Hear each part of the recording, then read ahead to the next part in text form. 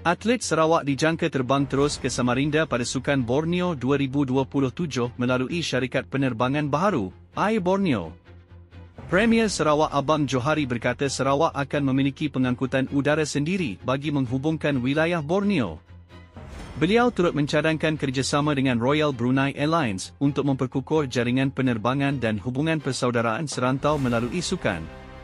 Abang Johari berterima kasih kepada Gubernur Kalimantan Timur, Dr. H. Rudi Mas'ud selaku tuan rumah 2027, sambil menegaskan tamasya ini medan persaingan serta platform silaturahim dan penilaian tahap atlet Borneo. Beliau berharap atlet Borneo mampu menonjol di peringkat lebih besar seperti Sukan SEA, Commonwealth dan Olimpik. Sarawak juga melabur dalam fasiliti baharu termasuk velodrom, litar sukan bermotor dan kampung sukan di Kuching. Sarawak akan menjadi hos bersama Sukan SEA 2027 dengan perasmian rasmi di Kuching, sebagai bukti pengiktirafan terhadap peranan negeri itu dalam sukan serantau. Dapatkan e-akhbar Suara Sarawak dan News Sarawak Tribune percuma di Play Store dan Google Play sekarang.